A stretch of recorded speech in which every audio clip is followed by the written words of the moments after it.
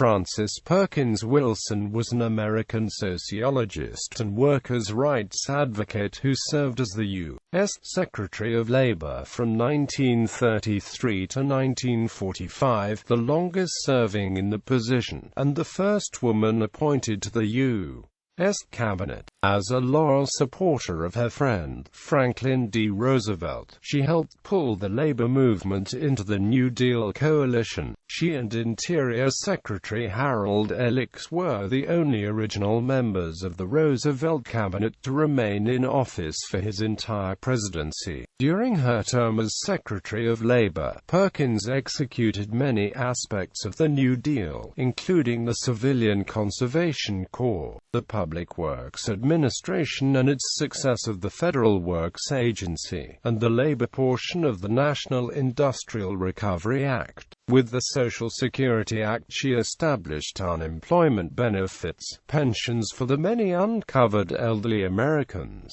and welfare for the poorest Americans. She pushed to reduce workplace accidents and helped craft laws against child labor. Through the Fair Labor Standards Act, she established the first minimum wage and overtime laws for American workers, and defined the standard 40-hour workweek. She formed governmental policy for working with labor unions and helped to alleviate strikes by way of the United States Conciliation Service. Perkins dealt with many labor questions during World War II, when skilled manpower was vital and women were moving into formerly male jobs. Early life. Perkins was born in Boston, Massachusetts, to Susan Bean Perkins and Frederick W. Perkins, the owner of a stationer's business. She spent much of her childhood in Worcester, Massachusetts. She was christened Fanny Coralie Perkins, but she changed her name to Frances when she joined the Episcopal Church in 1905. Perkins attended the Classical High School in Worcester. She graduated from Mount Holyoke College with a Bachelor of Arts degree in Chemistry and Physics in 1902. She obtained a master's degree in Political Science from Columbia University in 1910. In the interim, she held a variety of teaching positions, including a position teaching chemistry from 1904 to 1906 at Ferry Hall School. In Chicago, she volunteered at settlement houses, including Hull House.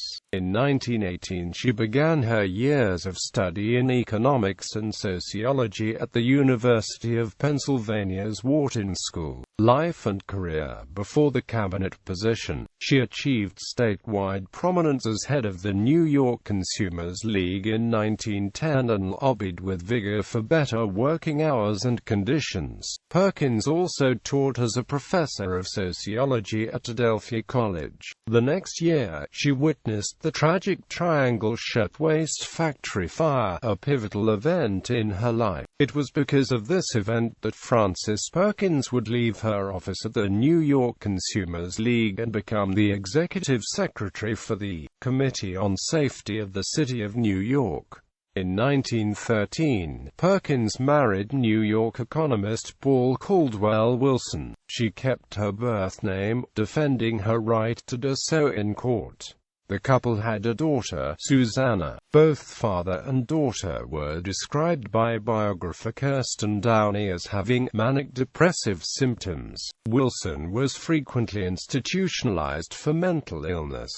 Perkins was the sole support for her household. Prior to moving to Washington, D.C., Perkins held various positions in New York state government. She had gained respect from the political leaders in the state of New York. In 1919 she was added to the Industrial Commission of the State of New York by Governor Alfred Smith. In 1929 the newly elected New York Governor, Franklin Roosevelt, appointed Perkins as the inaugural commissioner of the New York State Department of Labor. Having earned the cooperation and respect of various political factions, Perkins ably helped put New York in the forefront of progressive reform. She expanded funded factory investigations, reduced the workweek for women to 48 hours and championed minimum wage and unemployment insurance laws. She worked vigorously to put an end to child labor and to provide safety for women workers.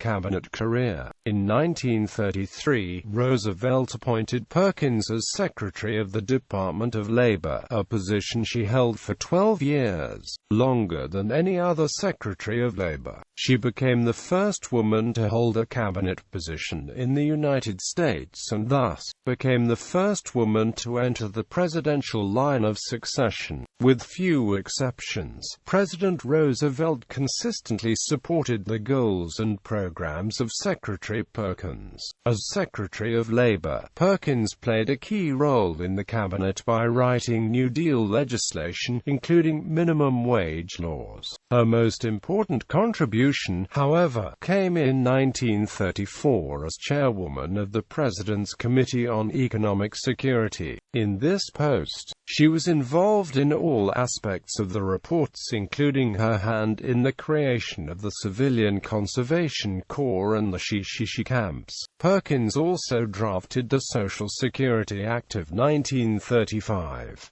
On the day that the bill was signed into law, her husband escaped from a mental institution. In 1939, she came under fire from some members of Congress for refusing to deport the communist head of the West Coast International Longshore and Warehouse Union, Harry Bridges. Ultimately, however, Bridges was vindicated by the Supreme Court. Later life. Following her tenure as Secretary of Labor, in 1945 Perkins was asked by President Harry Truman to serve on the United States Civil Service Commission, which she did until 1952, when her husband died and she resigned from federal service. During this period, she also published a memoir of her time in FDR's administration called The Roosevelt I Knew, which offered a sympathetic view of the president.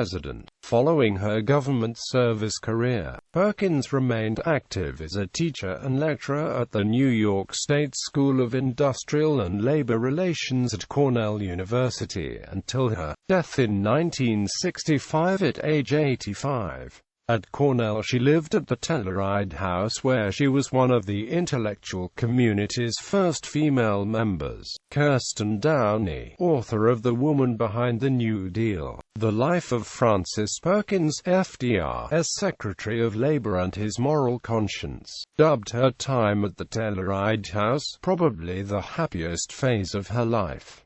She is buried in the Glidden Cemetery in Newcastle, Maine. Legacy. Perkins would have been famous simply by being the first woman cabinet member, but her legacy stems from her additional accomplishments. She was largely responsible for the U.S. adoption of Social Security, unemployment insurance, federal laws regulating child labor, and adoption of the federal minimum wage. The liturgical calendar of the Episcopal Church honors Perkins with a feast day on May 13th.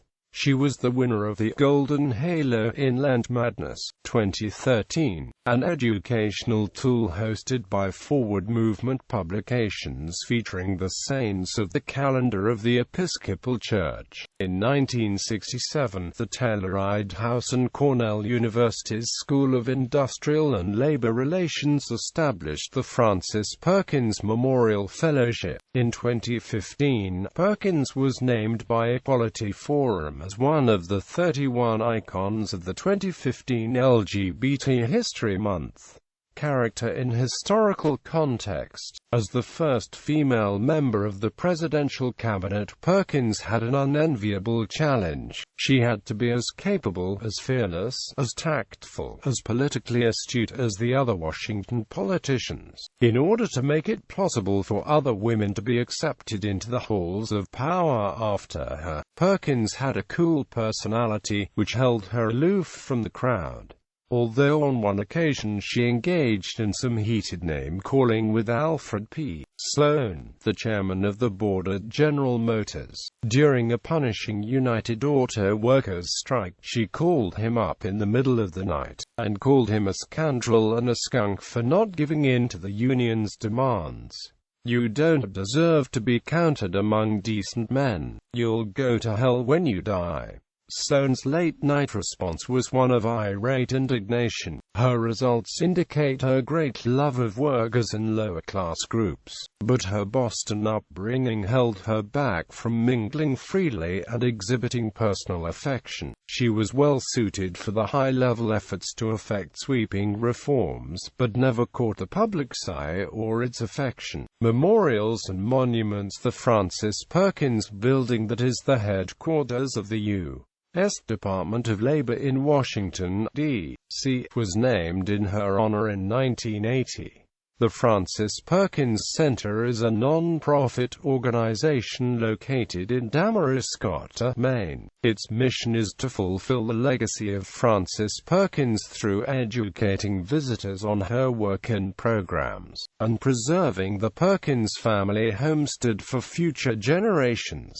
The center regularly hosts events and exhibitions for the public. Perkins remains a prominent alumna of Mount Holyoke College, whose Frances Perkins program allows women of non-traditional age to complete a Bachelor of Arts degree. There are approximately 140 Frances Perkins Scholars each year. Perkins and the Maine Department of Labor mural. A mural depicting Perkins was displayed in the Maine Department of Labor headquarters, the native state of her parents. On March 23, 2011, Maine's Republican Governor Paul DePage ordered the mural removed. A spokesperson for the governor said they received complaints about the mural from state business officials and from an anonymous fax charging that it was reminiscent of communist North Korea, where they used these murals to brainwash the masses. DePage also ordered that the names of 7 conference rooms in the State Department of Labor be changed, including one named after Perkins. A lawsuit was filed in U.S. District Court seeking to confirm the mural's current location, ensure that the artwork is adequately preserved, and ultimately to restore it to the Department of Labor's lobby in Augusta. As of January 2013, the mural resides at Maine State Museum, Maine State Library and Maine State Archives entrance.